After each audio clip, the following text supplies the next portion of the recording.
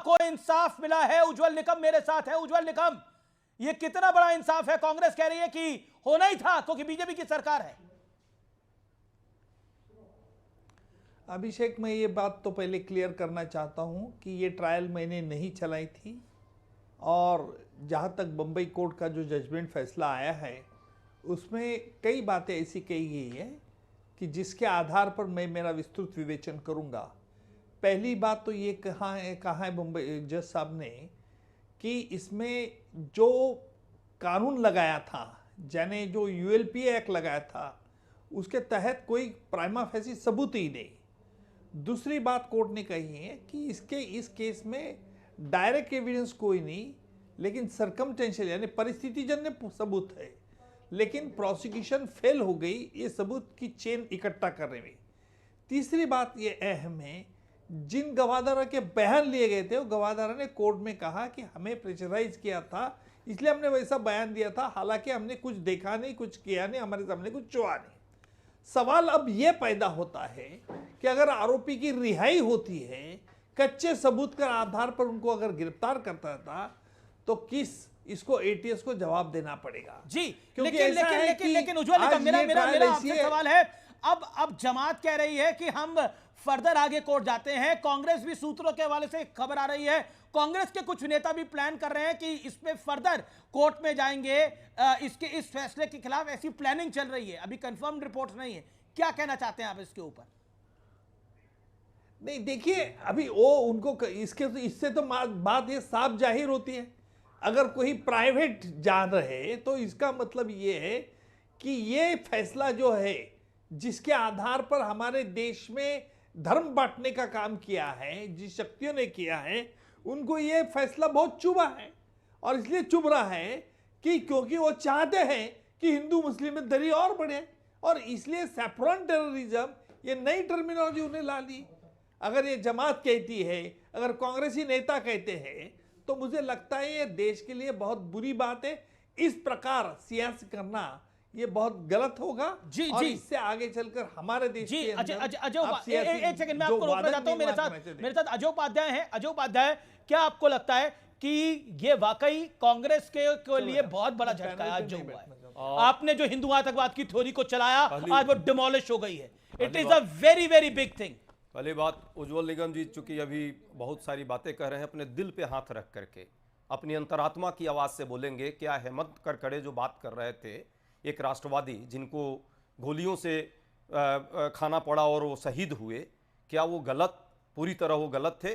और उज्जवल निगम जी चूंकि अब राज्यसभा में चले गए कहीं ना कहीं किसी न किसी रास्ते से, तो ये सबसे विद्वान और सही हो गए। हालांकि अभी चले गए, यहाँ होते तो मैं उनसे जरूर है वो, लेकिन मैं सारी बात में सवाल पूछ रहा हूं। शुरुआत जो कर रहा हूं, मैं भाई देखिए, या तो मैं ऐसे कर लूंगा, नहीं बिल्कुल, आपको मुंह बंद करने की आवश्यकता नहीं है, लेकिन हिंदू आतंकवाद की थ्योरी को आपने बनाया ना, कांग्रेस ने बनाया। अब आप प्रश्न का जवाब तो सुनिए ना, प्रश्न किया मैंने, अब जवाब दे रहा हूं। देखिए, कोई हिंदू, कोई मुस्लिम, कोई सिख, कोई ईसाई, धर्म है। आपने हिंदू आतंकवाद बोला ना, क्या माफी मांगेंगे उसके लिए आज?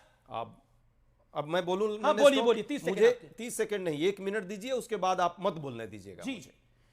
पहली बात, आतंकवाद का कोई धर्म नहीं है, आतंकवाद मानवता का दुश्मन है, ये सबको पता है, और सभी इस बात को मानते हैं जो मानवता को मानते हैं, जो सियासत करते हैं, जो जाति और धर्म के बंटवारे से अपनी राजनीतिक चमकाना चाहते हैं, उनकी बात मैं नहीं करूंगा। कांग्रेस पार्टी कभी भी मानवता के धर्म को आगे बढ़ाई है, कभी भी अपनी सियासत के लिए और राजनीति के लिए किसी भी धर्म को बांटने का काम नहीं करती। टोक रहा हूं, लेकिन कांग्रेस ने भगवा और सैफ्रन टेररिज्म और हिंदू आतंकवाद की थ्योरी को कांग्रेस ने जन्म दिया। भाई, आप आतंकवाद में हिंदू धर्म को आप ही लाए, आप ही की देन है। बिल्कुल आपको ऐसे करने की जरूरत नहीं है। बड़ा बयान देवेंद्र फडणवीस कह रहे हैं कांग्रेस को हर हाल में माफी मांगनी होगी। एकनाथ शिंदे ने बोला कांग्रेस ने हिंदू धर्म पे अत्याचार किया है। ओके, मैं 10 मिनट से मैं सुन रहा हूं। उमा भारती कह रही है कि औरंगजेब ने उतनी प्रताड़ना नहीं करी थी जितनी कांग्रेस की उस सरकार ने करी। जवाब दीजिए। 10 मिनट से मैं उमा भारती जी गाली देने का एजेंडा आप चला रहे हैं और मैं सुन रहा हूं। मैं क्या चला रहा हूं? मैं सत्य चला रहा हूं। मैं 1 मिनट में सुनिएगा। आप 1 मिनट बोलिए सर, तो बोलिए। मैं क्यों बार-बार आपसे सर सिर्फ इतना कह रहा हूं, कम से कम इतना तो सम्मान अपने पत्रकारिता का कर लीजिए। 1 मिनट तो सुन लीजिए। विपक्ष के पार्टी जिसको गाली यहां बैठ के लगातार नैरेटिव चला रहे हैं, मैं कहता हूं आतंकवाद का कोई धर्म नहीं है, वो मानवता का दुश्मन है। इसको आपको दिक्कत है? ये कांग्रेस पार्टी का अधिकृत प्रवक्ता यहां कह रहा है, और ये सदैव यही हमने कहा। आरके सिंह सांसद भाजपा में जाके मंत्री बने, यदि ये टर्म उन्होंने क्वाइन किया था, भाजपा को माफी मांगने की जरूरत है। वो उस समय गृह सचिव चिदंबरम पे आप माफी मांगेंगे? सुनिए ना मेरी बात दिग्विजय सिंह पे माफी मांगेंगे, डॉक्टर मनमोहन सिंह पे माफी मांगेंगे। आपकी सरकार ने यह फैसला किया, आपकी सरकार महाराष्ट्र से लेकर दिल्ली तक थी, और आपने मोदी को फंसाने के लिए, अमित शाह को फंसाने के लिए, योगी आदित्यनाथ को फंसाने के लिए, संघ को फंसाने के लिए पूरी रणनीति रची। सुधांशु त्रिवेदी, कीर्तन करिए, 1 minute okay okay, Sudhanshu Trivedi on screen, no one है, Sudhanshu Trivedi on screen, Sudhanshu Trivedi, how big is this win? How big is this win? ये कितना बड़ी जीत है? उमा भारती भावुक हो गई इसकी चर्चा करते करते, कह रही थी औरंगजेब ने इतना अत्याचार नहीं किया जितना कांग्रेस के उस समय के शासन ने किया। मैं आपको आगे मौका दूंगा। सुधांशु त्रिवेदी का ऑडियो खोलिए प्लीज। सुधांशु जी बोलने नहीं दिया, ऑडियो बंद कर देंगे। आपने 1 मिनट से ज्यादा बोला। डिबेट को प्रेम से अस्वीकार करके और मैं जाऊंगा। ओके बोलिए, यदि आप नहीं बोलने दे रहे हैं तो आप बोलिए। सुधांशु जी बोलिए। सुधांशु त्रिवेदी 40 सेकंड आपके हैं, प्लीज मेक योर पॉइंट। बोलिए सुधांशु जी।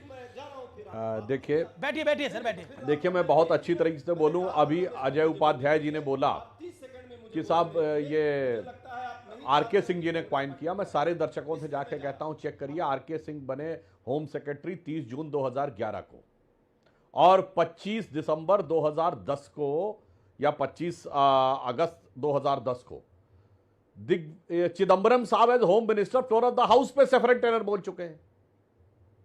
ये मेरा इको कर रहा है, जरा इसको ठीक करा दीजिए। जी सुधांशु जी। दिग्विजय सिंह जी 2007 के चुनावों के प्रचार में हिंदू आतंकवाद बोल चुके हैं।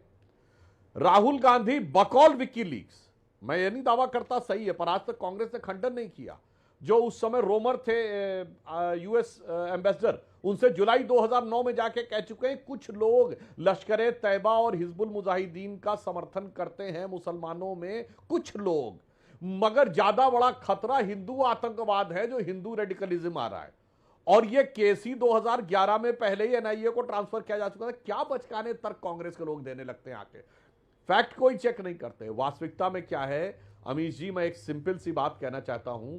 कांग्रेस का एजेंडा जो अब 2021 में आपको समझ में आया, इरेडिकेशन ऑफ सनातन धर्म, ये आज से नहीं है, ये 2004 में जब से सत्ता में आए उस जमाने से था। क्योंकि कांग्रेस को जब सत्ता मिली तो उन्हें अचानक लगा कि वो मुस्लिम वोट बैंक जो उन्होंने क्षेत्रीय दलों से छीना था, देखिए उन्होंने लालू और मुलायम से छीना था, वो छीन के ले गए थे मुस्लिम वोट बैंक उनका। अब उन्हें लगा कि ममता कम्युनिस्ट पार्टी ले गई थी बंगाल में, डीएमके ले गई थी तमिलनाडु में, और एनसीपी ले गई थी काफी हद तक महाराष्ट्र में। तो बड़े राज्यों में मुसलमानों के कट्टरपंथी तबके को संतुष्ट करके, चाहे राष्ट्रीय सुरक्षा तार तार क्यों ना हो जाए, या अर्जी फर्जी सारे केसेस वो किए। और इसके लिए मैं सब प्रमाणिक बात बोलता हूं, मालेगांव ब्लास्ट हुआ 2008 में, इनसे पूछिए 2014 तक चार्जशीटें नहीं फ्रेम कर पाए। सितंबर 2008 में हुआ, आप चार्जेस नहीं फ्रेम कर पाए 2014 तक। और उधर आप कहते हैं 26 नवंबर 2008 को हुआ, कसाब को आपने फांसी दे दी। यानी आपने एक्विजिशन करा के अब अजय उपाध्याय की बारी जवाब के लिए करके